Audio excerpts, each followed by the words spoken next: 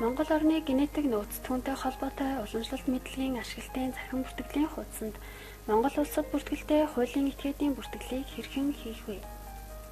Хүний төрс бүхий тэмдэгтээр дарж дэлгэрэнгүй бүртгэл хэсгээр нэвтэрч орно. Та аль хуулийн этгээдийн төлөөнөөс бүртгүүлж байгаагаа сонгоно. Монгол улсад бүртгэлтэй хуулийн этгээд 100% дотоодын хөрөнгө оруулалт тэмдэглэгийг хийж өгөөд үргэлжлүүлэх товчийг дарна. Үүний дараагаар төрийн өмчийн ихтэй сургууль эрдэм шинжилгээний байгууллага эсвэл хувийн хөвшил аль нь болохыг сонгоно. Төрийн өмчийн ихтэй сургууль эрдэм шинжилгээний байгууллага бол тухайн тэмдэгтийн өмнө дугуй дээр тэмдэглэгийг хийж өгөөд үргэлжлүүлэх товчийг дарна. Гарч ирсэн цонхон дох мэдээллийг бүрэнгүүцэд үнэн зөвөөр бөглөж өгнө. Хуулийн этгээдийн нэр, улсын бүртгэлийн дугаар, улсын бүртгэлийн гэрчлэгээний хуулбар.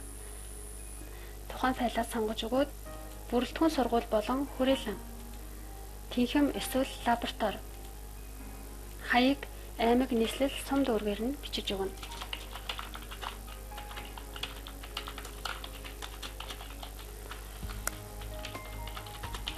Zip код, утасны дугаар, 2 дахь утасны дугаар, факс,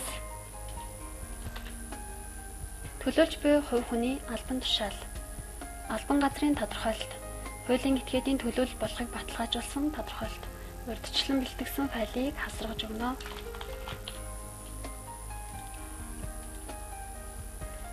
Ажлын газрын үнэмлэх, урьдчилан бэлтгэсэн файлаа хасаргаж өгнө.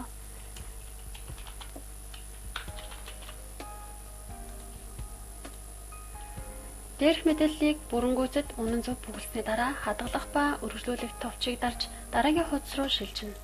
Тухайн хуудас нь таны бүртгүүлэхдээ бүгэлсэн хувь хүний мэдээлэл буюу эцэг эхийн нэр, өөрийн нэр, гар утасны дугаар гарч ирсэн байх болно. Үүн дээр нэмээд өөрийн регистрийн дугаарыг оруулж өгнө. Мөн нэмэлтээр өөр утасны дугаарыг оруулж өгнө. Биеийн байцаалтын хуулбар, иргэний үнэмлэх эсвэл жолооны үнэмлэхний хуулбарыг урьдчилан бэлтгэж авах ба тухайн файлыгаа хасаргаж өгнө. Оршин суугаа хаягаа мөн бүгэлж өгнө. Үүний дараагаар хадгалах ба үргэлжлүүлэх товчийг дарж дараагийн хуудас руу шилжинэ.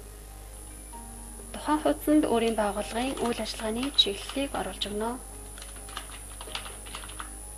Объект хэсэгт амтан ургамал бичил битгий хэсгээс өөрийн байгууллага тохирохыг сонгож өгнө. Ирэх бүхий төрийн захиргааны төв байгууллага эсвэл аймаг орон нутгаас авсан зөвшөөрлийн хуудсыг мөн энд хасаргаж өгнө.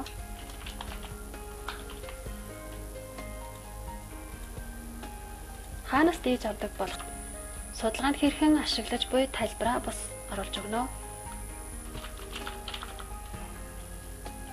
Нэмэлт мэдээлэл оруулах шаардлагатай бол нэмэх гэсэн тавчлуур дээр дарна. Тухайн мэдээллийн хэсгийг шаардлагагүй гэж үзвэл устгах гэдгийн өмнөх чек тэмдгийг дарж өгнө. Бүх мэдээллийг бүрэн бөглөлөө гэж үзсний дараагаар хадгалах ба үргэлжлүүлэх товчийг дарна. Бөглөсөн мэдээллийн нэгтгэл хянах хуудаас гарч ирнэ. Хуудсыг бүрэн хянаад дээрх мэдээллийн үнэн зөв гэдгийг баталж байна гэдгийн өмнөх чек тэмдгийг дарж өгөөд хадгалах товчийг дарна. Ингээд дэлгэрэнгүй бүртгэл амжилттай хийгдэж дуслаа. Та ашиглалт бүртгүүлэх боломжтой боллоо. Төрийн өмчийн ихтэй сургууль, эрдэм шинжилгээний байгууллага төсвийн хөрөнгөөр хийгдэх тархалт, ангилал зүйн нөөцийн судалгаанд тусгай зөвшөөрөл авахгүй. Харин эдгээрээс өөр төрлийн ялангуяа арилжааны зориулалттай судалгаа хийх бол ашиглалт бүртгүүлэх цэсийг сонгон бүртгүүлж, улмаар тусгай зөвшөөрөл авах ёстой.